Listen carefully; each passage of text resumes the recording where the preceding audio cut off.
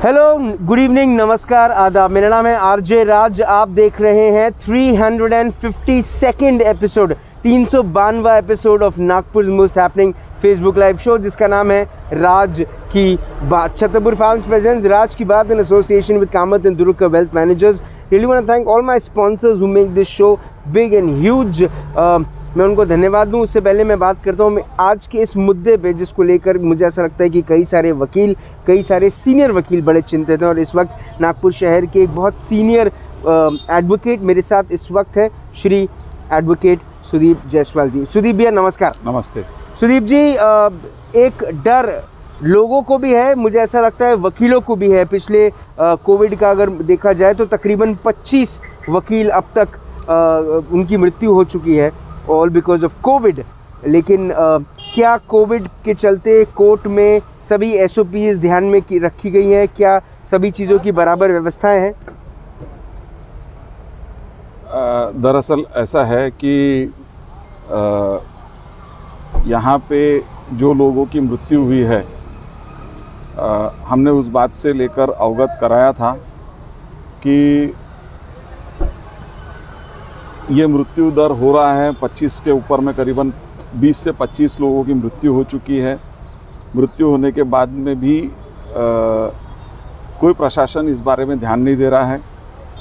वकीलों को दरअसल कोई इंश्योरेंस की कोई स्कीम नहीं है। इस वजह से आज वकीलों की परिस्थिति ऐसी है कि अगर उनका कोई अपना या वकील खुद अगर मरता है तो उसका परिवार सड़क पे आ जाता है। कोई रोजगार की गारंटी नहीं है कि इस गारंटी के तहत वकील की मौत के बाद उसके परिवार की सुध सरकार लेगी या हमारा कोर्ट एडमिनिस्ट्रेशन लेगा। प्रॉब्लम यह है कि हमें कहा जाता है कि आप न्याय को देने के लिए एक सशक्त पिलर हो जी, लेकिन जब बात आती है हमारी सुरक्षा की तो हमें सुरक्षा के नाम पर कुछ भी नहीं दिया जाता। हो ये रहा है कि इसी वजह से हम यहाँ पर आते हैं क्योंकि हमारे पास में और कोई आय का साधन नहीं है। आय का साधन नहीं रहने की वजह से हम कोर्ट में आते हैं काम करने जी। अब कोर्ट में तकरीबन रोज के 10 से 15 हज़ार मुवक्किल यहाँ काम के लिए आते हैं जी। वो वजह है कि 10 से 15 हज़ार लोगों की यहाँ पे चेकिंग की कोई व्यवस्था नहीं है। कई लोग ऐसे होते हैं जिनमें सिम्टम्स नहीं होता है लेकिन वे कोरोना पॉजिटिव है। कई वकील ऐसे हैं जिनका जो फिजिकल स्ट्रक्चर है वो काफ़ी कमज़ोर है, क्योंकि उनको डायबिटीज़, हाइपरटेंशन और न जाने कितनी बीमारियां हैं। ये बीमारियों के चलते अगर कोई वकील ऐसे किसी असाध्य रोग से पीड़ित हो जाए तो उसकी मृत्यु निश्चित है जी। हो ये रहा है कि प्रशासन, कोर्ट एडमिनिस्ट्रेशन हमको बोल रहा है कि आप कोर्ट में काम करो। हमारे माननीय डिस्ट्रिक्ट जज साहब का बोलना ऐसा है कि कोर्ट में कोविड का कोई प्रचार और कोई प्रसार नहीं है जी। आपकी जानकारी के लिए बता दूं कि अब तक कम से कम 5 से 7 जजेस जो है वो कोविड के शिकार हो चुके हैं। ज़्यादा ही हो चुके होंगे, कम नहीं। इवन हाई कोर्ट के जजेस भी इस बात के शिकार हुए हैं, जबकि उनका हमारा कोई डायरेक्ट कांटेक्ट नहीं है जी। साथ ही में उनका पूरा स्टाफ भी कोरोना पॉजिटिव हुआ है। हमारे कोर्ट में अभी भी 3 जजेस जो है वे कोरोना पॉजिटिव है। ऐसे परिस्थिति में हमारे डिस्ट्रिक्ट जज साहब का बोलना कि कोरोना का हमारे डिस्ट्रिक्ट कोर्ट के अंदर में कोई भी इम्पैक्ट नहीं है, ये सरासर अविश्वसनीय है। कोरोना का इम्पैक्ट है। अब तक का अगर 25 वकीलों ने या 20 से 25 वकीलों ने अगर अपनी जान गंवाए हैं तो ये इसका जीता जागता सबूत है।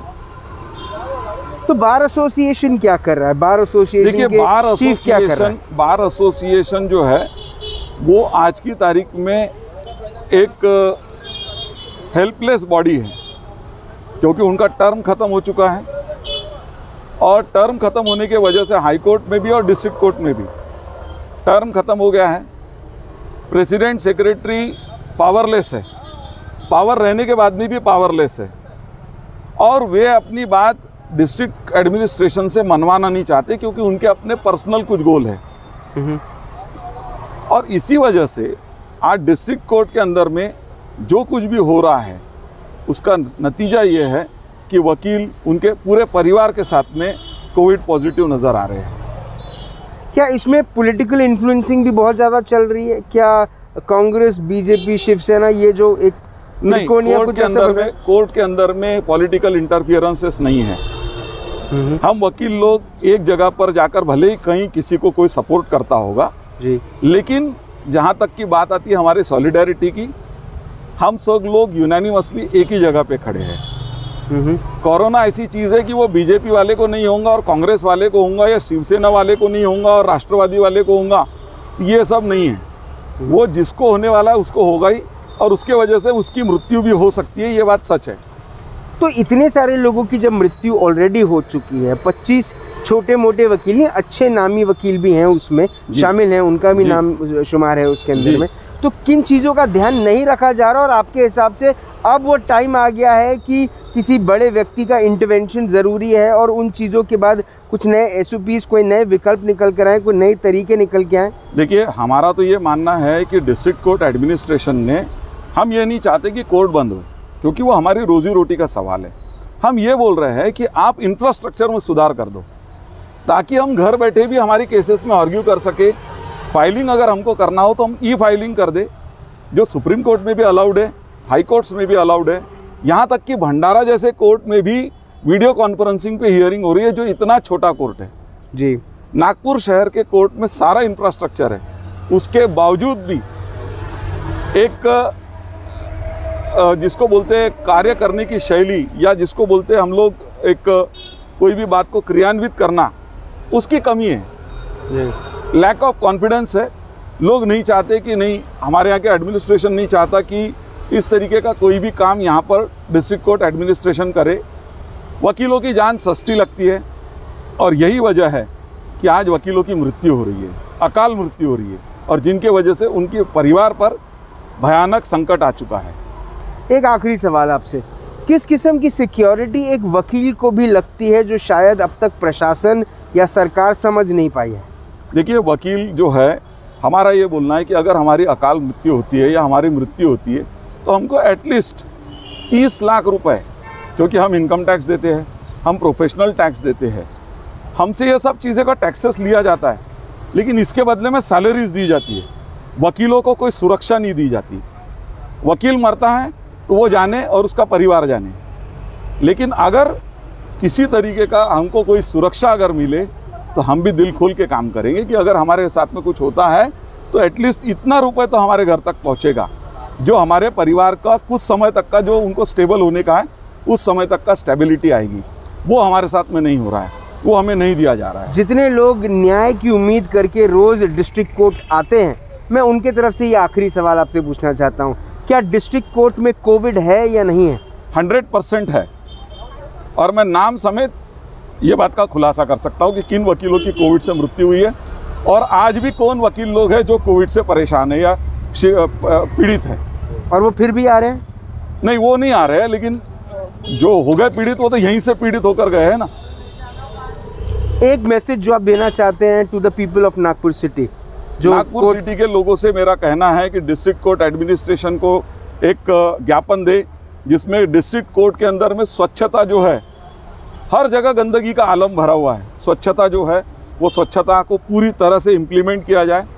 डिस्ट्रिक्ट कोर्ट के अंदर में वीडियो कॉन्फ्रेंसिंग से हियरिंग्स की जाए, ताकि डिस्ट्रिक्ट कोर्ट का जो काम है वो सुबह 10:30 से लेकर 5:30 बजे तक हो, ना कि 2 घंटा। सिर्फ 2 घंटे का सेशन सुबह है, 2 घंटे का सेशन शाम को है, 2 घंटे का सिविल का कोर्ट है, 2 घंटे का क्रिमिनल का कोर्ट है, और इन दोनों जगह पर न्याय की उम्मीदें कम हो चुकी है। लोगों को न्याय मिलना, जो स्पीडी डिस्पोजल होना चाहिए, वो डिस्पोजल्स नहीं हो रहे हैं। बार एसोसिएशन, आखिरी सवाल, बार एसोसिएशन में जो इस वक्त लोग बैठे हैं on the senior most chair, वो अपना काम नहीं कर रहे हैं बराबर, ऐसा आपने कहा, लेकिन उनका टर्म भी खत्म हो चुका है, ऐसा आपने कहा। आने वाले दिनों में बार एसोसिएशन में फिर चुनाव उम्मीद है, किस किस्म का नज़ारा आप देखने की उम्मीद रखते हैं? हम चाहते हैं कि जो भी व्यक्ति चुनकर आए वो हमारी बात सशक्त रूप से एडमिनिस्ट्रेशन के सामने रखे, ताकि एडमिनिस्ट्रेशन वकीलों की सूद ले, ना कि अपनी खुद की। सुदीप जी, आपने अपना वक्त दिया, आपने हमसे बात करी, उसके लिए बहुत बहुत धन्यवाद। उम्मीद है कि जो बार एसोसिएशन है वो अपना काम फिर से वापस से अच्छे से करे। जो पूरा का पूरा यंत्रणा है, जो इस पूरा का पूरा एडमिनिस्ट्रेशन देखती है, वो अपना काम बराबर कर पाए और कोर्ट से कम कोविड दूर रहे। बहुत बहुत धन्यवाद, आपने अपना वक्त दिया, आपने बात करी। एडवोकेट सुदीप जायसवाल जी का कहना बड़ा सीधा है, बहुत सीधा है कि एडमिनिस्ट्रेशन की जिम्मेदारी है, प्रबल तौर पे जिम्मेदारी है कि वो कोर्ट से कोविड को दूर रखे। एडमिनिस्ट्रेशन ये नहीं कर पा रहा है, कोर्ट का एडमिनिस्ट्रेशन ये काम बराबर नहीं कर पा रहा है। शायद इसीलिए कोर्ट में आज कोविड है। कोविड दूर रहेगा, शायद न्याय लोगों को जल्दी मिलेगा। जब भंडारा में ई हियरिंग हो सकती है, ई फाइलिंग हो सकती है, तो शायद नागपुर भंडारा से बड़ा है। कल शाम को 5 बजे होगी मुलाकात इन राज की बात। तब तक आप अपना ध्यान रखें, सुरक्षित रहें, स्वस्थ रहें, मस्त रहें, खुश रहें। धन्यवाद है मेरे सभी स्पॉन्सर्स का जो मुझे इस चीज़ को लेके साथ देते हैं। क्रिम्स हॉस्पिटल को धन्यवाद, तिरुपति अर्बन कोऑपरेटिव बैंक को धन्यवाद, सिद्धि विनायक इंफ्रास्ट्रक्चर को धन्यवाद, ट्राइकॉस, and a big thank you to Atmanirbhar Bharat partner which is servicing वाला एंड द युवा फाउंडेशन। कल शाम को मिलते हैं, तब तक जिंदा रहें।